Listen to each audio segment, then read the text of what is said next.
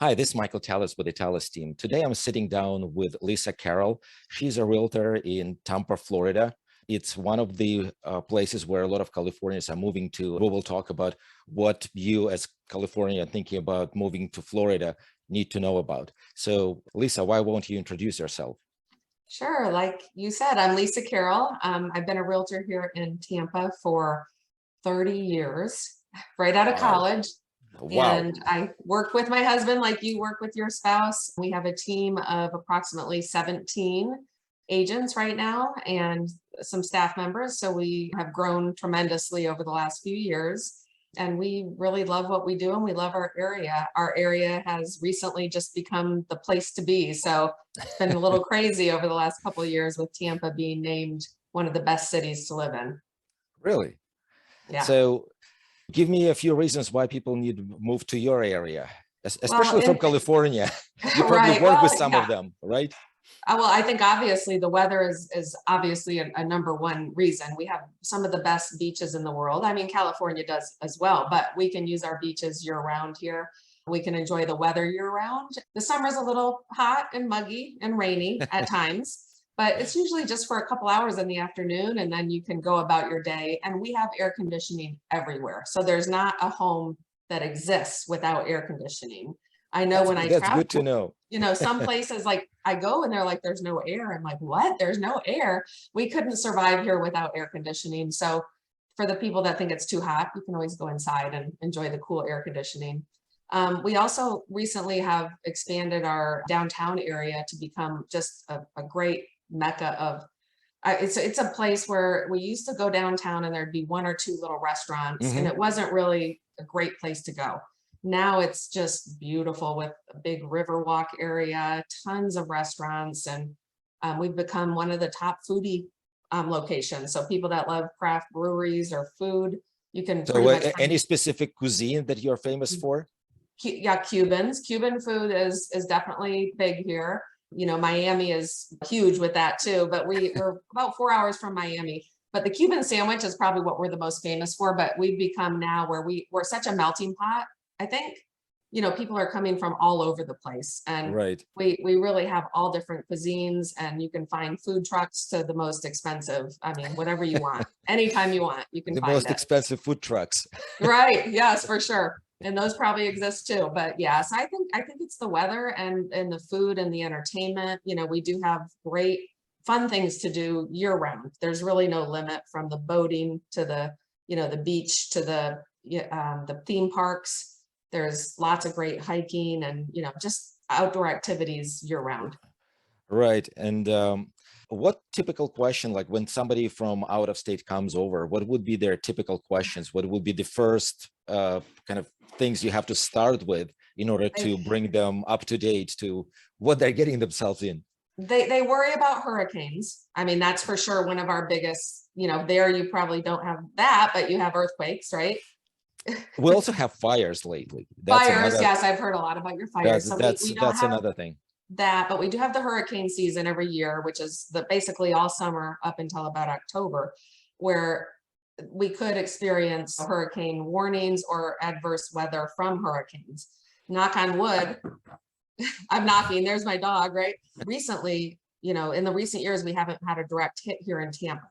So it's been like over 100 years, we haven't had a direct hit. But areas around Tampa have had some direct hits. And usually for us though, what the answer I give people is, yes, we will have hurricane warnings. And yes, if you're in a coastal area near the beaches, you may have to evacuate. And yes, you may have flooding in those areas, but you usually have plenty of warning to get out if you need to evacuate. And on the inland areas, like where we are more in Tampa Mhm. is a little more inland. Some of South Well, it's Tampa kind have. of on the bay, right? Yeah, you have to, More like South protected. Tampa is closer to the water. Certain areas you have to move out of Oh, and really? get out of for hurricanes if they're going to be flooding really or direct hit. But some of the areas like Land O'Lakes where our office is, which is just north and a little more inland of Tampa, it's not usually like an evacuation zone. So you don't have to leave. You can put up your window coverings or whatever you're going to do. And that's one thing I'm asked a lot. Another thing is about the alligators. People are really afraid of alligators, and they're afraid that if they live on water, they're going to deal with alligators, and we do have alligators. I see them a lot. They transition from pond to pond or lake to lake. They don't stay in one place. You will experience alligators. You I just also heard iguanas. not here, not Really? here in this part, but down in the southern areas of Florida, definitely. We don't have those here. Here we have little lizards. They're small, Oh, about they're maybe cute. 5 inches, and they're harmless. The gators, though, is definitely a big question. And then bugs. People ask a lot about bugs and what it's like to have a pool, because our pools stay open year round. So we Right. have our pools, we don't have to winterize, we don't have to close them. People use their pools here all year round. You can heat it in the colder months. And in the winter, you might be 75 degrees out, and you can heat your pool up to much warmer. And it's like a hot tub in the pool. It's like winter 75 degrees. And I think about Exactly. Alaska. Right. It's so nice in the winter here. We get a few freezes here and there, but most times we don't even get freezes. You can also garden a lot and keep a lot of your plants alive year round. So people really enjoy that here. So those are a few things. In terms of hurricanes, I assume that new construction standards will make buildings more resistant. Is it correct assumption? Yes, that's correct, for sure. So the more recent that the home is, the more hurricane safety features it will have. So the brand new, of course, has the most. And then I can't remember the exact year. I think it's 2005 or 6 is when they changed some of the rules and regulations with that. So you'll have higher impact windows or different things like that. But some homes might have already been upgraded. So it's hard to say. You could have an older home that someone's, already done some upgrades with a new roof. So kind of retrofitting. Right. Are there requirements for retrofit? Because right now in our area, there are some disclosures about fire safety. And if you're in the fire danger zone, you have to disclose whether or not you upgraded the roof and vents and a whole bunch of other stuff. Interesting. No, we don't have that here yet where there's requirements for that. Okay, got it. You guys probably have less paperwork than in California. Maybe it sounds like it. Yeah. So there's no requirements as far as that goes. But then again, you have to realize too, we have not had a direct hit. So we haven't really experienced what we could possibly experience like other places that have had, up in Louisiana, Louisiana, when they went through the Gulf and had a direct hit up there in New Orleans and all that. It devastated that area, but we've never experienced that here. And there was something in Florida Keys relatively recently, right? There was, yes. Florida Keys had some problems. They've rebuilt, and then we had some issues up. But it's a very narrow strip of land, so yeah, it's all islands. Protection. It's all islands down there, yeah. So it's very, very like just wide open out there.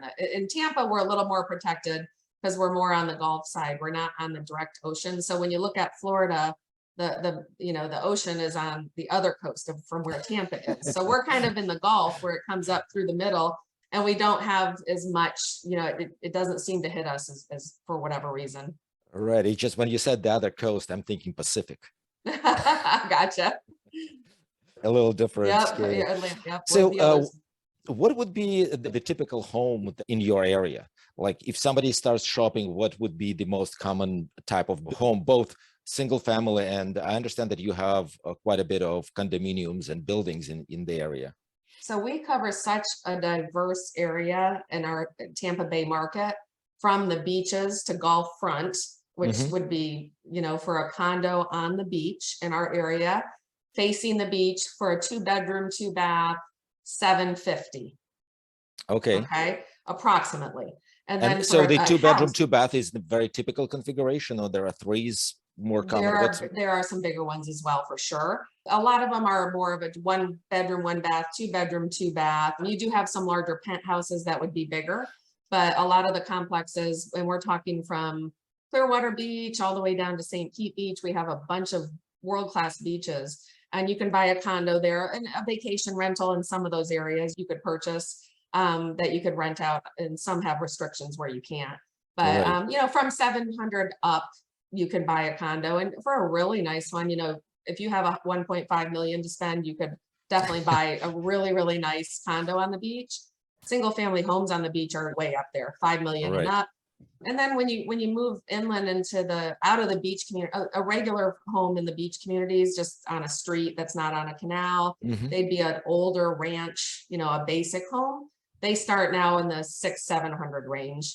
But as you move away from the beaches and into Tampa, we have such crazy range, because if you want to be in South Tampa, South Tampa is our most popular high-end area of Tampa near downtown. I mean, you're going to be looking at closer to 750 just to get into that market. But moving on into the For a single suburbs, family home? yeah, for a single family home, yeah, And that would be that's the about bottom. typically 3.2. Yeah, to be We're in the getting really too bad. popular area, yeah, 3.2 with 1,700 square feet, something like that. But they're more of an older bungalow style. They're real old homes from the 20s, the 1920s. But there's so many areas around the downtown area that feed right into downtown. For within 20, 30 minutes, you can be there, and you can live in a suburb, which is more of a neighborhood, not the old city, area.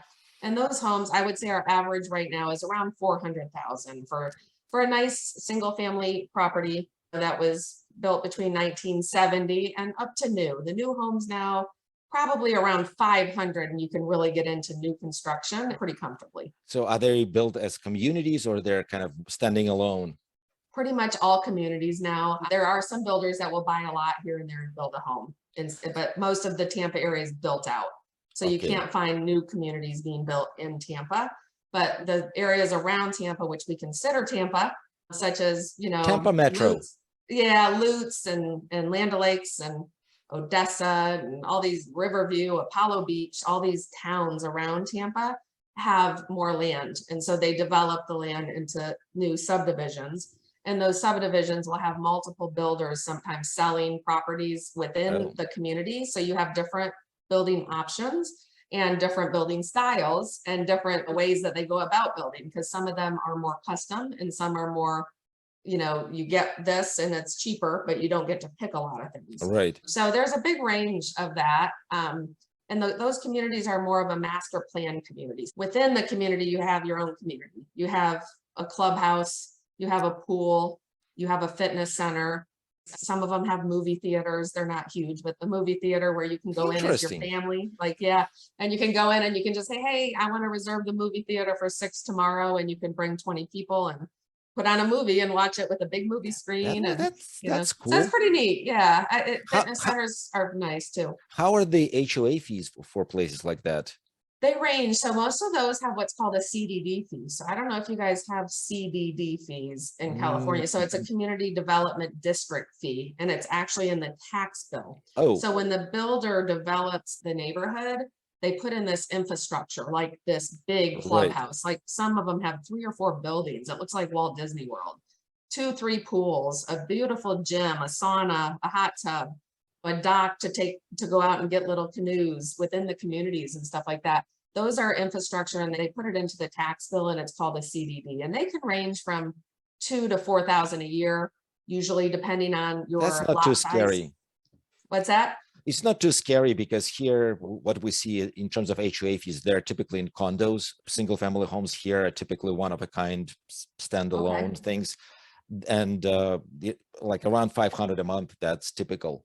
Yes, for our condos, we would be more, that'd be kind of high for some, it depends on the price range of the condo and what it covers. So the condos can be from 200 on up. I have one listed right now that's 1,000 a month, so I wonder what kind of services it covers a lot. Yeah.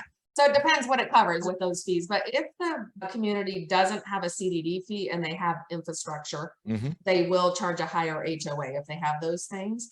And usually the HOA will equal just about what the CDD would be if they have a similar infrastructure. All right. But there are neighborhoods with none of the above. So there's neighborhoods that's a community, and there's maybe $125 a year for the HOA, and all it does is maintain the front sign. You know what I mean? So there's a big range. Interesting. So if that's a CDD, who maintains the facilities? Is it the community itself, or is it part of the government function in that case? The government functioning, but basically what they do is they have to keep the staff there. So they have to maintain the staff. That's part of that fee. So for example, the neighborhood I live in has about 1,000 homes, just to make it an easy thing. And we pay an average of 3,000 per home, let's say. Right. And then they take that, they're maintaining the infrastructure, they're doing improvements and maintenance, they have staff. So that's government, but it's government controlled. It's not whatever. Here we have HOA maintenance organizations that are doing this kind of stuff. Correct. And like my neighborhood has both an HOA and a CDD, but my HOA is only $130 a year. the CDD is maybe 3,800 a year, It's inexpensive sign for 130 per house. Right, right. And all they do is tell you if you're doing something wrong, like you left your garbage can out, or you parking something you're not supposed to in the driveway, or you got to paint your house or pressure wash. So the HOA is very limited. It's more to keep the neighborhood looking nice as far as the homes go. It's a mixed bag, I assume. Yes, Some it HOAs are is. better than others. So in terms of jobs, what kind of industries are in the area, and what can you say about typical commutes? What people should expect if they're buying home, I don't know, in downtown? Do they need to commute outside of that area, or there are jobs right there? Kind of Yeah, so geographically, where are the jobs? Where is the residency? yeah, for sure. There's so many options with that. We have healthcare is one of the big things. We have Advent Health, and they employ a lot of people. We have some great hospitals, Tampa General, which is downtown Tampa. But most people, we haven't had a lot of people living in downtown Tampa until recently. Recently, Oh, they've built some nice condos and high rises. Before that, there wasn't a lot of, I should say in the last 10 years. The last 10 years, it's developed into Channelside where you can live right downtown. And then around downtown, you can get into downtown from any of the suburbs in 40 minutes or less, even with traffic usually. So so it's if, not oh, really terrible. It's not really bad. And if you go outside of traffic times, you can get in even quicker. And there's a lot of new roads being built to help alleviate the problem. We have finance, Raymond James, we have Chase, some big finance companies in the area, some tech. And then we have also the Port of Tampa, that is one of the biggest ports. So we have a oh, lot of employment that's right in downtown Tampa. But most of the people that would work there would come from the suburbs into that area to get to work. So depending on where you live, if you want to take the expressways in, I mean, you can get down there in 20 minutes if you're in certain areas. So really a lot of options. but traffic is not too bad. It's not, I mean, I try to avoid it if I can, because I'm a realtor and I try to make my schedule accordingly. But if I was going to downtown Tampa in rush hour, I will sit a little bit. There'll be some sitting. It won't be a dead stop. But I mean, a trip that might take me normally 30 minutes might take me 45 to 50. It's not terrible. If you need to be back to pick up your kid from school, It is, yeah. it may So ruin your day. it But is, yeah. So there is definitely traffic. So don't get me wrong. I'm not trying to underplay it, but unless you work in that area, there's so many outskirting roads that you can take to get to and from places. So getting on the expressway that goes right into downtown Tampa would be probably the worst, because it's the oldest one too. So it's oh, not, they're expanding it and doing some things to give us different ways to get in and out, which has helped. got it. One more question about the housing. So if somebody is moving into your area, how fast the homes are selling, kind of velocity of the market, what should they expect? In our area, for example, if you don't have a pre-approval before you start shopping, you really don't have time to submit an offer. Let's put it that way. It's been the same here. So definitely need to get your pre-approval done, because we've had multiple offers, bidding wars over asking. However, in the last 3 or 4 weeks, we have seen a slight shift, and our inventory has tripled Oh, wow. here, which we're still under the 6 month that we need. We've been less than a month of inventory here in the Tampa So with market. tripling, are you at 3 months or? It's still there. The last thing I just saw was like 1.9, but it was less than a month. In our little town that we live in, we've been at like 50, 60 active listings for a while. That's all we've had in Land O'Lakes, which is a little suburb around Tampa. And I just looked this morning, I think it was 175 active listings. Oh, wow. So that's quite an increase in active listings, and that's the highest we've seen it in the last year and a half. So it's hard to say how it's going to impact things for buyers, because obviously that's giving you more choices. Things are on the market a little bit longer. It used to be we'd list something and we'd have it sold really within the first day, within the first week for sure. It Right. would be under contract. And now I'm seeing things one just, 17 days, 15 days. So we're still selling. I don't see the prices necessarily coming down, but they're sitting a little bit longer right now because there's more choices for buyers. Do you see price reductions in listings or A few, not yes. yet? We are seeing some price reductions recently, but then we saw the shift when the interest rate went up. So the interest rate went up a little bit, and that, I don't know if how it starts and what all impacts everything, but we saw the increase in the listings that are available inventory. So I think that we are seeing, we put these homes on the market for so long at the very top of where we thought we could go because we were selling for over asking. Right. People were waiving appraisals. People were paying the difference between the appraisal and what they offered to get the offer. And 50,000, 70,000, sometimes over asking, sometimes 10, depending on the price of the property. But now I think some people listed right at the top, right when we started to see the inventory, and the realtors and the homeowners are expecting that it's still going to go so quickly. I think they're getting nervous. I better drop the price, So it's hard to say because we're so early into this change, and 30 years in the business, I've seen a lot of ups and downs and changes, and you never know what to expect. If we had a crystal ball, boy, that'd be great, right? See what's going to happen, but it's definitely changing. Yeah, well, I actually have a crystal ball, but it doesn't show anything. Well, good. I don't want it then. Oh, well, it's like mountain crystal. It's kind of a rock.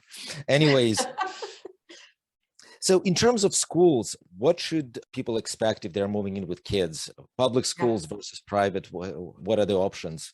Tampa has some of the best schools around. So we have some great options with public and private schools. There are some schools that have just forever been public top schools. One of them is Plant High School in South Tampa. It's very coveted. You have to be in a certain area, certain address to get in there. And they've just always ranked so highly, but so is Land O'Lakes High School, which is the high school in Land O'Lakes. It's ranked highly in the United States. We have great private schools as well. Lots of great sports in our schools as well. Some very competitive high level sports in some of the private schools too. So there's quite a range. And we also have charter schools and different kind of options in the public school system. So it's just really the good special education systems in some areas too for kids that I was a special education teacher at one time. So that's near and dear to my heart. So there's a lot of options. I think the best way to really, if schools are the number one priority for someone, then it's determining, are you public or private? And then if you're private, there's several schools that we would definitely zone in on. And then if it's a Christian or a Catholic one or not, and you want that. So there's different choices like that. As far as the public schools go, there's different ones that are great in different areas all around Tampa. So it's not just that you need to go to this one to be in Plant High School. There's other schools that are great in different sections. So it's really with comparable rating. That's the school ratings have with the great schools thing. I don't know if you guys use that. It's a website where it's nationwide, right? So we can basically search on there and see what they're ranked, if they're an A school or how long they've been that. So those are usually those homes will sell a little faster and maybe for a little bit more. But there's quite a few options. So it's not just one. We're a huge area, so we have a lot of choices. You have school districts, right? The city boundaries and school district boundaries, are they the same, or what do you need to know in order to figure out? So Tampa covers 4 counties, and it's a huge area. So we have Hillsborough County, which is where Tampa proper is. Then you have Pasco County just north. Then you have Pinellas County, which is closer to the beaches. And then you have Hernando County, and each one has its own school district. And then within it's countywide. Countywide. And then within that school district, there will be lines for each school, which sometimes change. So the areas outside of Tampa that are building and growing have added more schools recently. And then they'll change the lines a little bit so they're building more new schools up and around Tampa Bay. And some of those are some of the better schools. Some of the newer schools actually have been ranking great, but the old classic Plant High School has been the one in Tampa forever. That's very highly ranked as a public tradition. School, lots of places to consider for sure. Now, it's interesting because in our area, it's, for example, San Jose has 4 school districts covering one city, right? And you're talking about countywide, so it's that's a different system. So you need to worry more. What I hear that you need to worry more about the school boundaries, not as much about the school district boundaries. That's correct. That is correct. It is the school boundaries, but they are subject to change. So some of them are more apt to stay the same because the homes are already built and it's not going to change how many students are going to go there. So the more established areas are more likely to stay the same. Yeah. Again, if you don't go to school immediately or you don't need school immediately, you have to keep in mind whether or not the school boundaries will change. Makes sense. Correct. So you lived there for a really long time, right? Yeah. What are you trying to say? I want to pick your brain and ask, tell me a few things that are the best about living in the area and the worst. Right, gotcha. Oh gosh. I think when I came here and what I hear is it's really hot. Like it's hot, but so many places now seem to be hotter than they used to be. So I don't know if it's everywhere. It seems like, the heat is in the mugginess. Some people don't like the humidity. I mean, there's a lot of humidity. So bad Mhm. hair days are more for the people Well, with it hair. won't For the affect people me. with hair, I'm saying for people with hair. For the ladies, those bad hair days are more often, and you get used to it and you learn how to deal with it. But the humidity, and there's a lot of rain. There's a lot of lightning. Oh, During those rainstorms, we do get a lot of lightning. The bugs, definitely, you definitely have to keep up with your bug maintenance on your houses. So you don't just wait till you see a bug and then deal with it. You're doing so what preventative kind of maintenance. bugs? Is it like Um, termites or there is more there than are that? termites. We do have termites, cockroaches, palmetto bugs, those kind of things, the no-see-ums and mosquitoes, of course, if you're outside. But in your property, you have to do maintenance. Keeping up your yard is a major difficult thing here in Florida. So just about everyone has lawn services. We Mhm. don't do our own yards. I mean, you would kill yourself trying to mow your yard every week in the summer, and you can pay $140 a month and someone takes care of it for you. In addition to that, though, you have to do, I don't know if you guys have to, but we have to like do bug sprays in our yard to keep our yards up. You have to keep your house up with bug spray. There's different options with that. People that don't want to use certain chemicals, there's things you can do. And the new homes have them built in, a lot of them into the walls, that they have like Oh, tubes and things so the company can go outside and do whatever they put in there and it goes through the house. So it takes care of interesting. it. But you can have problems with the bugs. Like I told you before, the alligators are really the only wildlife that we have that people are kind of afraid of. But I think the great things are, I mean, honestly, the great things are no matter where you live in the Tampa Bay area, Mhm. you can get to the best beaches in the world. Our beaches are ranked in the top 10. I mean, we have Fort DeSoto, we have Clearwater Beach. Those are two of the top ranked in the world. They're hugely high ranked. They're amazing. Beautiful beaches. And you can go there, you can find parking. How You is can the go water? and How warm is the water? it's nice. I don't know the exact temperature of it. I'll have to look that up. Roughly. But in the summertime, it feels warm to go in. I would guess I don't know. I'm just guessing, 80 something, 80 maybe Whew. on the No, coast. our typical is like 50s. Oh yeah. So see, because we're not on the ocean, we're on the Gulf. So it's not as rough either. It's not as That's not, dangerous. So you do have some of the rip currents and everything, but you can pretty much, if you stay shallow, you're not going way out there. You can feel safe with the kids, younger Mhm. kids being in the water where it doesn't drop off quickly or anything like that.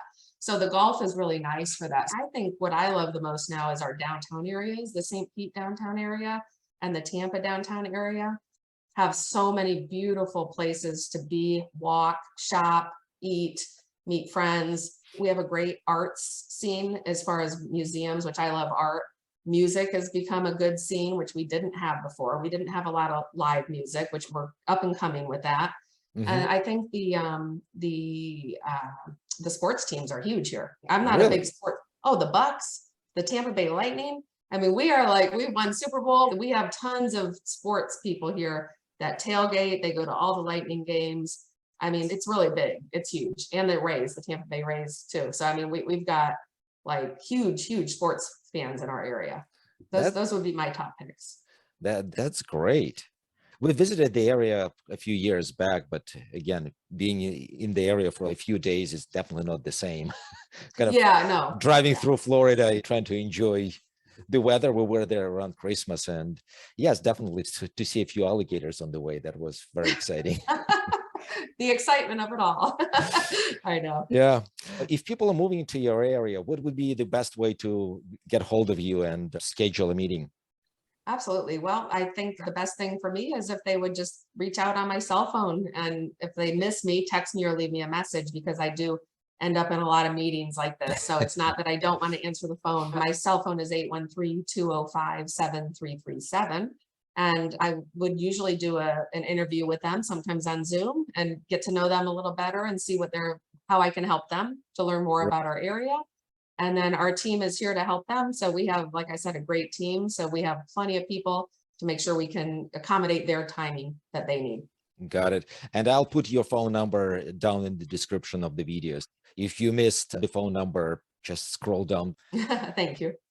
Thank you, Lisa. It was really a pleasure talking to you, and I hope you will meet some Californians in near future. I appreciate that. Thank you very much. I look forward to talking to you again soon too, Michael. Thank you. Thank you.